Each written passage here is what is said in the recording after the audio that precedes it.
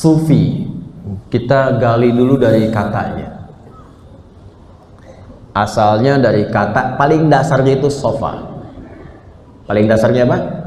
Sofa. Kemudian dari situ nanti berkembang. Misal ada tasfiyah, ada sufi, ada sufiyah, ada sofia.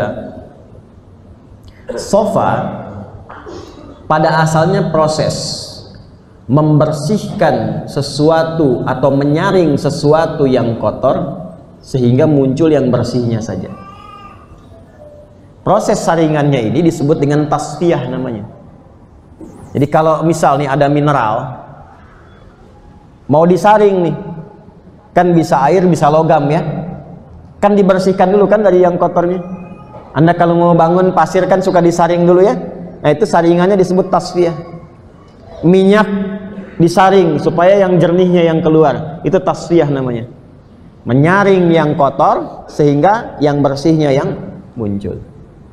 Nah yang bersihnya ini yang keluar itu disebut dengan apa? Disebut dengan sofia, sesuatu yang jernih, yang bersih ya.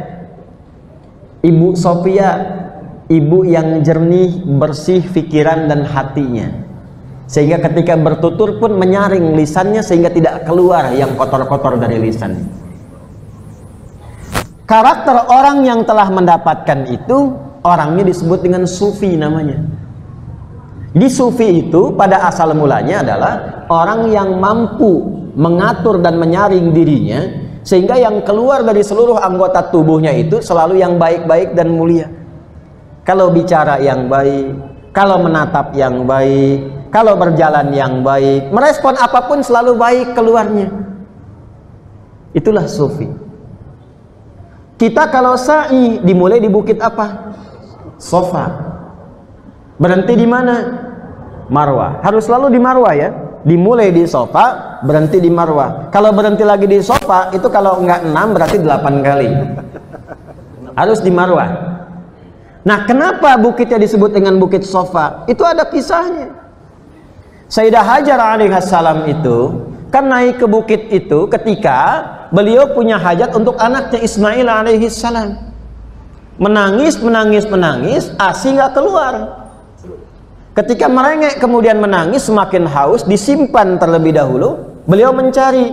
Dalam pencariannya itu kan seorang ibu kadang berpikir ya, kalau anak sedang ingin mendapatkan minuman, ASI tidak keluar, kadang-kadang kan gelisah kalut kan, di mana ini nyari-nyari dan sebagainya. Maka hal yang ditampilkan pertama kali oleh beliau itu berprasangka baik kepada Allah. Beliau menyaring segala pikiran-pikiran yang tidak baik. Nggak mikirkan yang buruk. Kenapa saya harus ditempatkan di sini, ditinggalin oleh suami, nggak tahu kapan baliknya. Tapi yang ada di kepalanya adalah ini perintah Allah. Kalau Allah sudah perintahkan, pasti diberi jalan. Kalau Allah sudah takdirkan, pasti diberikan solusi. Pikiran-pikiran baik yang menyaring segala yang buruk ini sehingga keluar yang jeleknya, masuk yang baiknya saat mendaki bukit, itu yang menjadikan namanya disebut dengan sofa. Orang yang berpikir baik, ini filosofinya. Orang ini, ingat ya, filosofi itu hikmah bahasa agamanya. Orang yang melakukan sesuatu dengan pikiran baik pada awalnya, berprasangka baik pada Allah, husnudzan, maka Allah akan angkat tempatnya di tempat yang tertinggi dan berpeluang meraih setengah dari kesuksesannya. Karena itu ketika ingin menuju tempat kesuksesan yang ingin diraih namanya marwah, orang-orang itu diangkat dulu oleh Allah seperti naik ke atas bukit. Walaupun tetap menempuh ikhtiar, turun, jalan, kadang jalan cepat, naik ke atas, kadang fata morgana, bolak-balik, tapi begitu dapatnya melimpah, bahkan tak berhenti di masanya saja. Itulah Zamzam. Itulah Zamzam. Jadi kenapa disebut dengan bukit sofa? Tempat itu bukan sekedar nama tempat, ada hikmah. Salah satu bentuk hikmahnya adalah memberikan kesan bahwa ketika akan memulai aktivitas, walaupun kita serius, tetap tautkan tawakal kita kepada Allah dengan berprasangka baik. Kembali kepada sufi. Nah, sufi ini pada mulanya adalah makna asalnya orang-orang yang mampu menyaring keadaan jiwanya. Menyaring keadaan jiwa, prosesnya disebut dengan tazkiyah. Zakka yuzakki. Jiwa, bahasa Qur'annya disebut dengan nafas. Dari mana ditemukan ini? Dari Quran surah ke-91. Di ayat 7 sampai 10 tadi, wa nafsin wa ma sawwaha fa'alhamaha fujuraha wa taqwaha qad aflaha man zakkaha. Di tasrif di sorof, zakka yuzakki tazkiyatan. Tazkiyah itu sifatnya disatukan dengan nafas, maka menyatu menjadi tazkiyatun nafas. Di tazkiyatun nafas itu proses tazkiyah. Proses tazkiyah itu sama dengan proses tasfiyah, menyaring yang kotor di jiwa sehingga bisa dikendalikan yang muncul yang baiknya saja. Bagaimana cara melakukan itu? Itu sudah ada dari salah satu misi Nabi. Di Nabi Muhammad itu ketika ditugaskan oleh Allah, salah satu misi terbesarnya itu membimbing umatnya supaya bisa tazkiyatun nafas. Ya, itu ada di Quran surah kedua Al-Baqarah ayat 151. Kama arsalna fikum rasulan minkum yatlu alaikum ayatina wa yuzakkikum wa yu'allimukumul kitaba wal hikmata wa yu'allimukum ma lam takunu ta'lamun.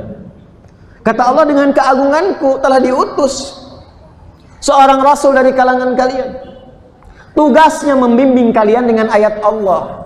Karena itu Nabi kalau bimbing kita menyampaikan di firman Allah, turun lakukan begini, tinggalkan ini. Apa tujuan ayat itu diturunkan? Wa yuzakkikum, supaya kita dibimbing, membersihkan jiwa kita, disaring. Jangan sampai petunjuk di jiwa keluar di mulut, keluar yang kotor. Jadi kalau isi hatinya kotor, mulutnya keluarnya kotoran. Kalau isi hatinya kotor, yang dipandang yang kotor-kotor. Maka dibantu kita melalui risalah Nabi, dibimbing oleh ayat, dibimbing lewat ibadah supaya membersihkan jiwa. Nah, dalam bahasa Arab, jalan mengikuti itu, jalan bahasa Arab disebutnya syariah. Dari kata syara'a. Kalau ini jadi panduan disebut syariat. Jadi jalan menjadi sufi itu artinya membersihkan jiwa itu dengan cara mengikuti syariat.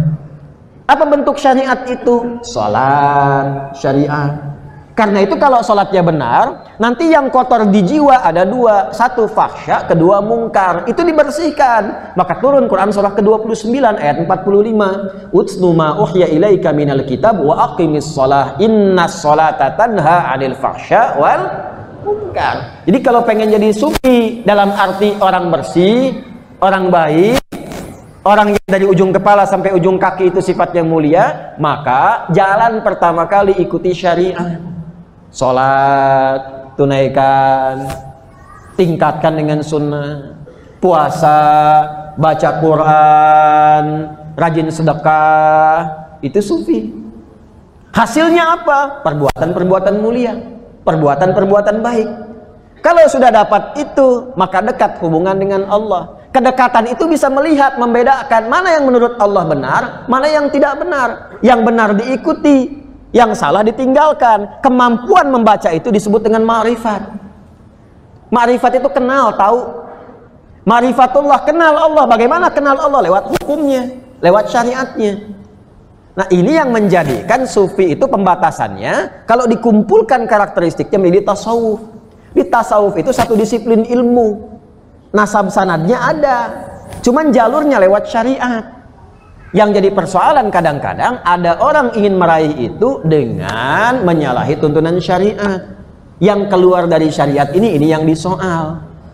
Jelas? Jadi kalau tujuan sufi itu bukan untuk melihat yang macam-macam. Saya ingin menjadi sufi karena saya ingin melewati sungai dengan jalan kaki. Ya nggak harus jadi sufi, jalan aja di sungai. Kalau sungainya dangkal, kan? Saya ingin menjadi sufi karena saya ingin bisa berjalan di lautan misalnya. Saya ingin jadi sufi karena ingin membaca pikiran orang. Bukan itu capaian tertingginya. Capaian tertingginya itu akhlak. Nanti Allah berikan kemuliaan. Biasanya kemuliaannya tampak setelah dia meninggal itu. Itu yang disebut dengan karamah. Jadi untuk Nabi itu mukjizat, untuk orang-orang mulia itu karamah. Karamah itu nampak nanti keutamanya setelah orangnya wafat. Karena itu orang-orang yang punya karamah biasanya nggak menjual karamahnya dan tidak buka praktek. Karena itu kalau ada orang-orang yang kelihatannya misalnya seperti benar, ya taruhlah bisa melihat nih Anda kelihatan isi pikiran begini-begini, tapi ketika Anda bergaul ternyata tidak sholat, ya pakaiannya kayak bagus, jubah, pakai sorban, Allahu Akbar, Allahu Akbar. Loh, kok masih ngopi? Anda nanya, Pak Yai, kok nggak sholat? Ade masih latihan. Yai itu fisiknya minum kopi, rohnya sedang sholat. Itu stres itu. Mbah Yai Hashim itu ngarang kitab Risalah Ahlussunnah wal Jamaah, menyebut yang seperti itu orang tersesat, jangan diikutin. Orang tersesat. Ya, jangan diikutin kalau yang seperti itu. Karena sufi itu syariat. Otomatis kalau syariatnya benar diikutin jadi pada sufi semua tuh. Oh, sufi tuh, sufi.